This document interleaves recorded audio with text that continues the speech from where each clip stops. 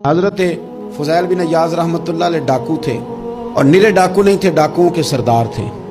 तो इरशाद फरमाते हैं कि मेरा तरीका ये था कि मैं एक पूरे काफिले की सूरत में हमला करता था तो लोग डरा करते थे अगर कि फुज़ैल बिन अय्याज़ के डाकुओं ने हमला किया तो फिर नहीं बचते। एक दिन गुजर रहा था तो एक कारी साहब आयत पढ़ रहे थे, ला तक़नतू मिन रहमतिल्लाह, अल्लाह की रहमत से कभी नाउमीद ना होना, इन्नल्लाह यग़फ़िरुज़्ज़ुनूब जमीआ, बेशक वो सारे ही गुनाह माफ़ कर देगा। आप फरमाते मेरे दिल में बात असर कर गई, मानना है ना।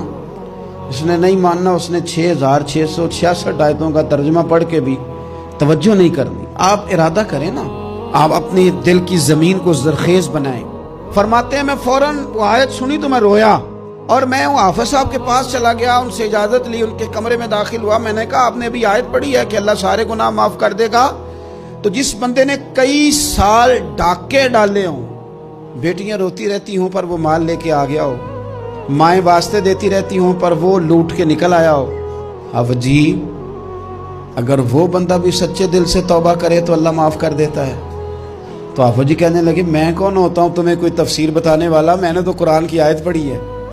मेरा रब कहता है ला तक़नतू मिन रहमतिल्लाह, तुमने मायूस नहीं होना, तुम आ जाना, माफ़ी मांग लेना, इन्नल्लाह यग़फ़िरुज़्ज़ुनूब जमीआ, अल्लाह सारे ही गुनाह माफ़ फरमा देगा, अल्लाह सारे गुनाह। तो ये तो अल्लाह फरमा रहा है। फुज़ैल बिन अय्याज़ कहते हैं मैंने कहा ख़त्म हो गई बात, तौबा भाई।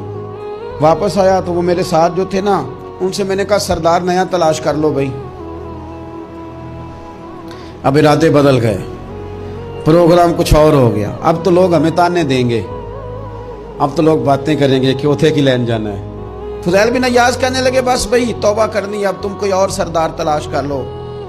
और ऊपर ऊपर से नहीं कहा, तौबा की तकरीरें नहीं की, दूसरों को मैसेज नहीं भेजे और लेक्चर नहीं झाड़े, रो के कहा, दर्द से कहा, दिल से कहा। तो वो जो बाकी के थे ना, उन पर सरदार की बात का असर हुआ। कहने लगे सरदार हमने सरदार नया नहीं ढूंढना, अगर चोरियां मिल के की हैं तो अब तो इस तरह तो ना कर, तौबा भी मिल के ही करेंगे, अब अल्लाह अल्लाह भी मिल के ही करेंगे।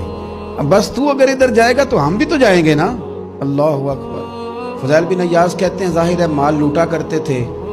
मैंने मसला पूछा उलमा से तो उन्होंने बताया कि ये तो हुकूकुल इबाद का मसला है, जो लूटा है वो तो वापस करना ही पड़ेगा।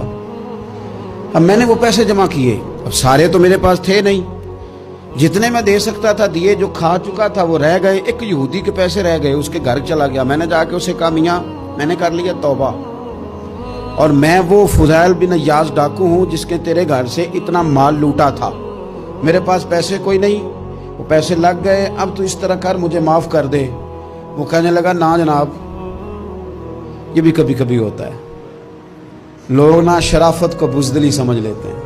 फुज़ैल बिन अय्याज़ से कहने लगा मैं तो पैसे लूँगा, ऐसे तो नहीं माफ़ करता। आप फरमाने लगे पैसे तो कोई नहीं, ये सच्ची तौबा है। वो कहने लगा फिर इस तरह करो, मेरी ऊँटों को चारा डालो, पैसे पूरे हुए तो चले जाना। कल डाकू थे, अभी वो तलवार चलानी आती है, नेज़ा चलाना आता है, डटना आता है, आसाब मजबूत है, मसला कोई नहीं, लेकिन तौबा सच्ची की है ना, ये सच्ची तौबा वाले लोगों का तरीका है। उससे कह सकते थे कि जा आज तो लब देनी ले ले, तुझे कहा माफ़ कर दे, तू तैयार ही नहीं मानने को। हज़रत फुज़ैल बिन अय्याज़ कहने लगे अगर ऊँटों को चारा डालने से तू माफ़ी देता है ना, तो मैं तेरे ऊँटों को चारा डालने को भी तैयार हूँ। क्योंकि राज़ी अल्लाह को करना है, अपने ज़मीर से बोझ उतारना है, बंदों के सामने सरखुरू नहीं होना, अल्लाह के हुजूर होना है। तौबा का मतलब है रब की बारगाह में सरखुरू होना, बंदों के सामने नहीं। हज़रत फुज़ैल बिन अय्याज़ कहने लगे डालेंगे तेरे ऊँटों को चारा, क्यों नहीं डालना। 2-4 दिन चारा डाला तो वो यहूदी एक दिन कहने लगा कि ये ना ठीकरियों से भरी हुई थैली है, ये तो ज़रा उठा के ला।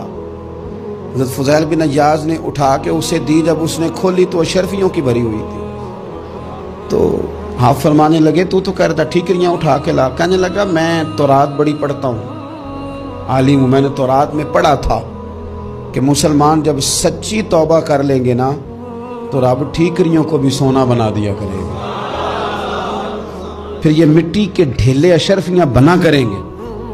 तो मैं ना तेरी तौबा चेक कर रहा था, ये इसमें मैंने रोड़े बड़े हुए थे, लेकिन तू उठा के लाया तो तेरी तौबा भी सच्ची है और तुम्हारा दीन भी सच्चा है, اب اس طرح کہا رہا معافی اس شرط پہ دوں گا کہ مجھے کلمہ پڑھا تاکہ میں بھی مسلمان ہوں.